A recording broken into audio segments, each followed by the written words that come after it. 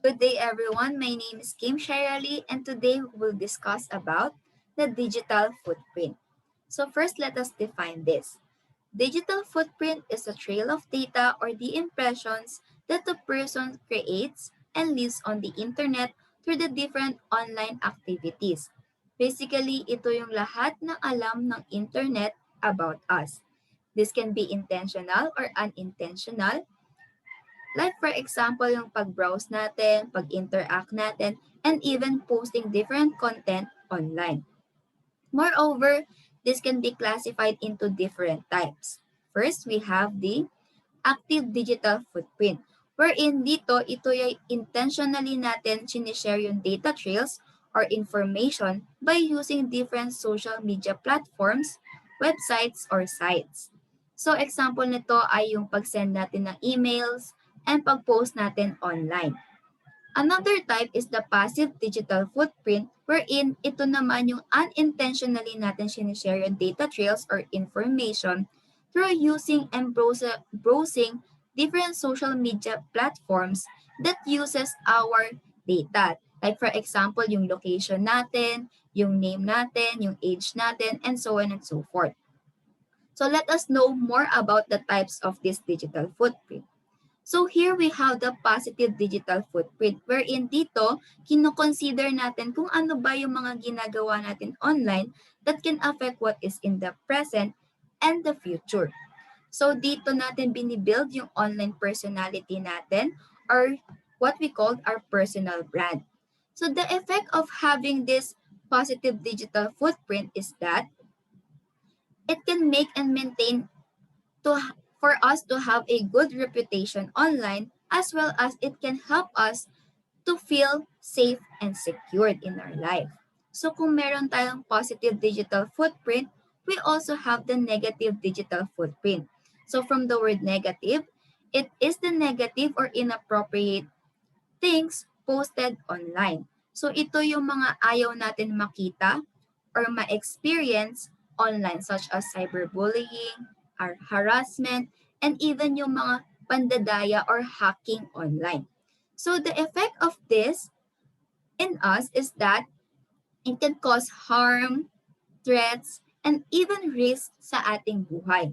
So knowing all these types of digital footprints, I realized that it is really important for us to know this because this really matters.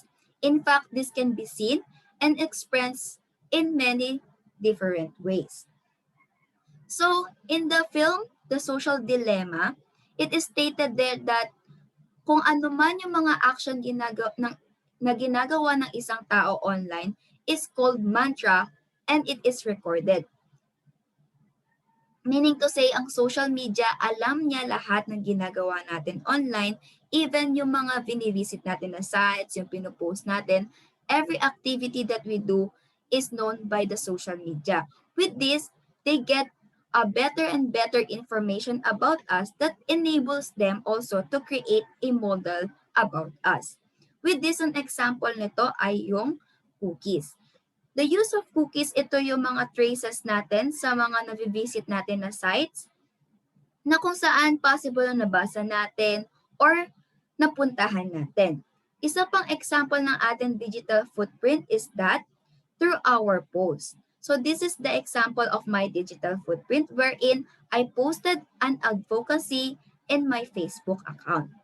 Another is that in our digital footprint, this can be the things that we create online, just like this.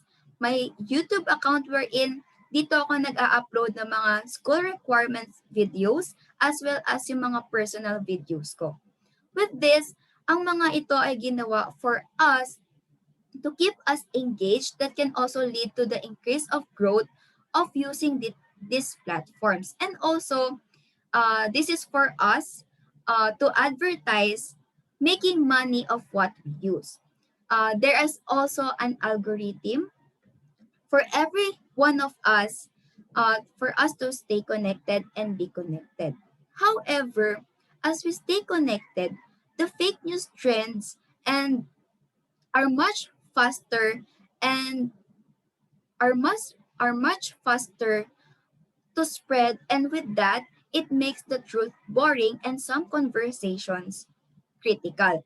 Just like the example of this. Some news nowadays in the COVID-19, hindi natin alam kung totoo pa ba yung sinasabi nila. For example, this one, mga bagong kaso ng COVID-19 sa Pilipinas, posibleng maging record-breaking. We don't know kung yung talagang number ba ng COVID cases ay totoo pa ba or fake news na lang. So with all this, for us to avoid having this negative digital footprint, we must learn to solve this. This is for us for us to create a good reputation and for us to feel safe and secure. So these are the ways that we can do to create and build a positive digital footprint. First is that we have to search ourselves online. So, dito malalaman natin kapag sinearch natin yung pangalan natin, for example, sa Google, malalaman natin kung meron ba tayong negative or positive digital footprint. So, with that, we can examine ourselves and check our social media platforms.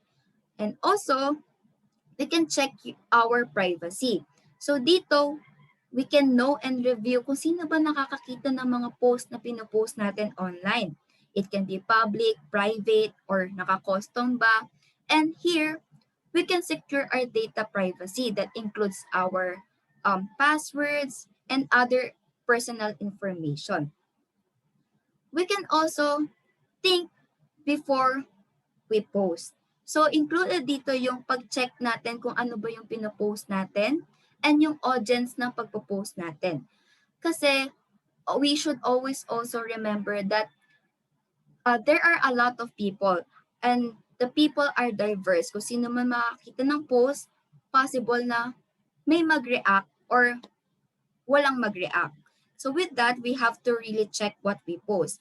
And we should post mga things na hindi magka-create ng risk, harm, and threats sa atin at sa ibang tao. So again, we should think and think and think before we post. Next is we deactivate and delete. Dito, if we have the old accounts na hindi naman natin ginagamit, we can delete it and deactivate it so that wala nang traces about ourselves na may iwan online. And lastly, we should make a positive footprint. So this is by being creative, by showing our talents, qualifications, and be articulative. We articulate sa mga sinasabi natin online. We should establish our reputation good online. So we should also be friendly and social to build a positive digital presence. Also, we should be ourselves for us to show our uniqueness to people, and most of all, we should be responsible in everything by knowing our freedom and limitation with this freedom. With that, I learned here that this digital footprint is important to all of us because it makes us aware of the different things and it enables us and reminds us that we have the freedom. Pero yung freedom na yun, hindi dapat natin inaabuso or hindi natin dapat minamaliit. With that, we should also be accountable with our actions. And also, this can also affect our existential risk kasi ang digital footprint natin can build us at the same time can break us. With this, we should be responsible enough with what we do and what we act online because through being responsible, we can create a change and for us, we can also masusolusyonan natin yung mga negative digital footprint. And also with that, we can,